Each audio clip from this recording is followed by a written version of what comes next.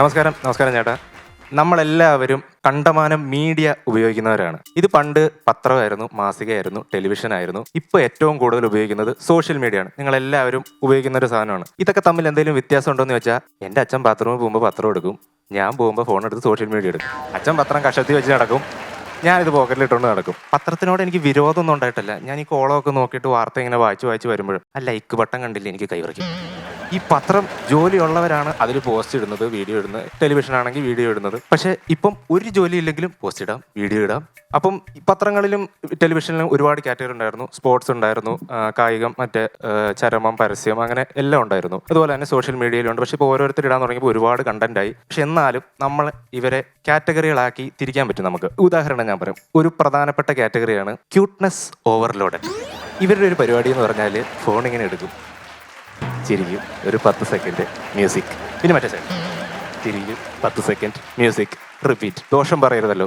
Minimum ഒരു 3.5 million വ്യൂവും 2 million ലൈക്കും ഉണ്ടാവും. ഇത് ഇത്ര സിമ്പിൾ ആണോ എന്ന് ആലോചിച്ചിട്ട് ഞാനും എൻ്റെ ഒരു കൂട്ടുകാരൻ ചെയ്ത് നോക്കി. ദോഷം പറയരുതല്ലോ.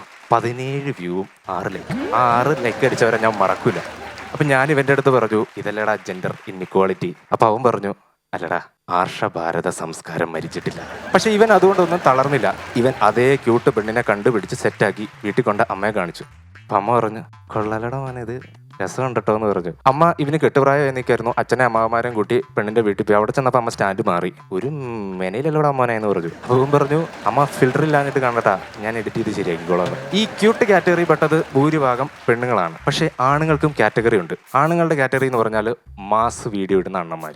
എൻ്റെ കുറേ സുഹൃത്തുക്കൾ ഇതിലുണ്ട്. ആണുങ്ങളായതുകൊണ്ട് തന്നെ ഒരുപാട് സുഹൃത്തുക്കളുണ്ട്. എൻ്റെ വിധി എൻ്റെ തീരുമാനങ്ങളാണെന്ന് പറഞ്ഞിട്ട് കളിക്കാൻ വിളിച്ചപ്പോൾ അമ്മ വഴക്ക് പറഞ്ഞുകൊണ്ട് വരാതിരുന്ന ഒരു കൂട്ടുകാരൻ എനിക്കുണ്ട്. ഇവൻ്റെ വീട്ടിൽ ഞാൻ കഴിഞ്ഞ ദിവസം ചെന്നപ്പം സാധാരണ എടുക്കുന്ന പോലെ തന്നെ വീഡിയോ എടുത്തോണ്ടിരിക്കും. സ്ലോ മോഷനാണ് ഇവന്മാരുടെ ആയുധം. അപ്പം ഞാൻ നോക്കിയപ്പം ഒരു തേങ്ങ പൊതിക്കണ പാരയുടെ നടുക്ക് ഇവൻ മറ്റേ ഫോൺ വെച്ചിട്ടുണ്ട്. പൈപ്പിന്റെ ചോട്ടിൽ നിന്ന് ഇവൻ ഇങ്ങനെ തിരിഞ്ഞു വരികയാണ്.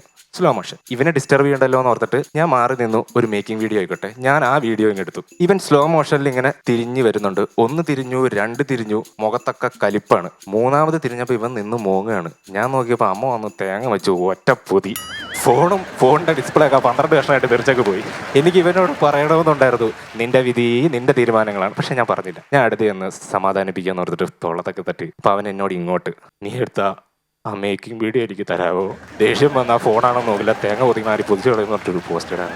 അതങ്ങനെ ഒരു ടീമുകൾ. ഈ മാസ് വീഡിയോയും ക്യൂട്ട് വീഡിയോയ്ക്കും പ്രചോദനം നൽകുന്ന വേറൊരു കാറ്റഗറി പെട്ട ആൾക്കാരുണ്ട്.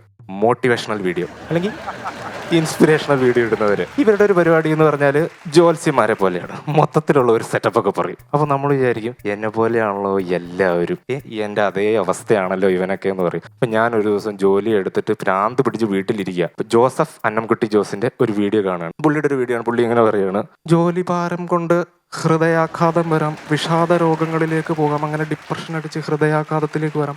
അപ്പം നമ്മൾ ഹൃദയം തുറന്ന് ഹൃദയമുള്ളവരോട് ഹൃദയം തുറന്ന് സംസാരിക്കുന്നതിനെ പറ്റി പുള്ളി ഇങ്ങനെ മോട്ടിവേറ്റ് ചെയ്ത് കയറ്റി വിട്ടു. ഞാനങ്ങ് ചാർജായി ഫോണങ്ങ് മാറ്റി വെച്ചിട്ട് വാതിലൊക്കെ തുറന്ന് പുറത്തിറങ്ങി. എൻ്റെ വീട്ടിൽ അമ്മയേ ഉള്ളൂ ഹൃദയമുള്ളത്. അമ്മേനെ കണ്ടു.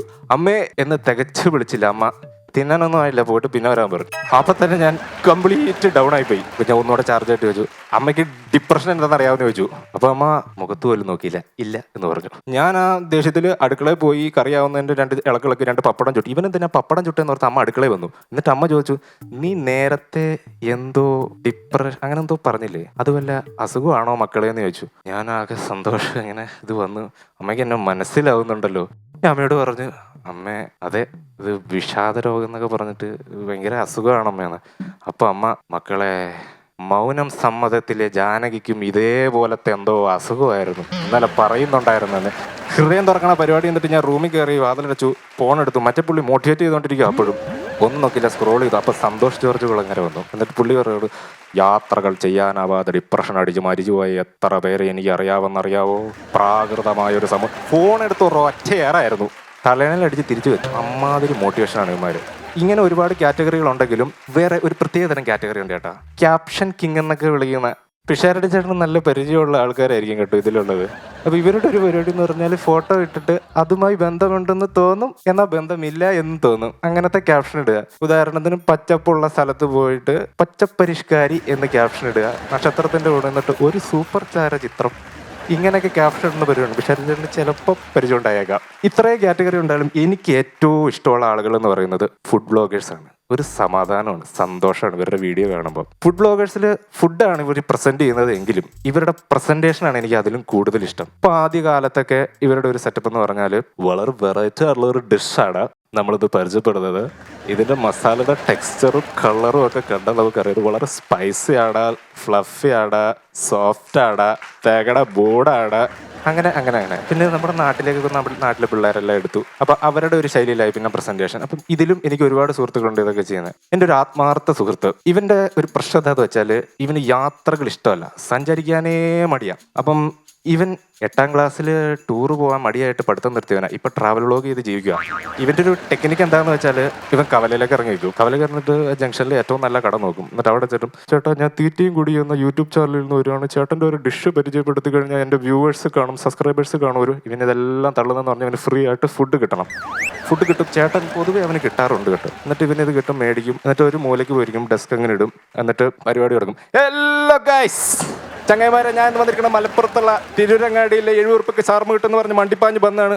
ആ ഡെസ്ക് ഒന്ന് തിരിക്കും, മറ്റേ അറ്റത്ത് പോയിരിക്കും. ഏട് നാടാ വന്നത്, നമ്മൾ പാലക്കാട് നാണുകണ്ട കടലിൽ സാമ്പാർ കൂട്ടി ചോറുണ്ടോ നീ? നിങ്ങൾ തീർച്ചയായും ഇതിലെ വരുന്നുണ്ടെങ്കിൽ ട്രൈ ചെയ്ത് നോക്കണം. Please like, share, comment, subscribe. എന്നിട്ട് ഇവന്റെ വേറൊരു പ്രത്യേകത എന്താന്ന് പറഞ്ഞാൽ ഇവനെ നാട്ടുകാർ ചീത്ത വിളിക്കുന്നതിനേക്കാൾ കൂടുതൽ ഇവന്റെ വീട്ടുകാരും കൂട്ടുകാരും ചീത്ത വിളിക്കും. അതേ ഫ്ലോയിൽ ഞാൻ ഇവന്റെ ഈ വീഡിയോ വന്നപ്പോൾ കമന്റ് എടുത്ത് നോക്കി. അപ്പോൾ ഇവന്റെ അച്ഛൻ തന്നെ കമന്റ് ഇട്ടിരിക്കുക, നാട് മാറുമ്പോൾ നിന്റെ ഭാഷ എങ്ങനെയാടാ മാറണേ, നീ പണ്ട് ഇവിടെ പോയി. ഇവന്റെ അച്ഛൻ ഏത്. അപ്പം ഇത്രയും നേരം ഈ സോഷ്യൽ മീഡിയയിലുള്ളവരൊക്കെ കുറ്റം പറഞ്ഞിട്ട് നിങ്ങൾക്ക് മനസ്സിലായി കാണും, കുറ്റം പറയുകയും ചെയ്യും. ഇത് മുഴുവനും കാണുന്ന ഒരു മണ്ടനാണ് ഞാൻ. Thank you.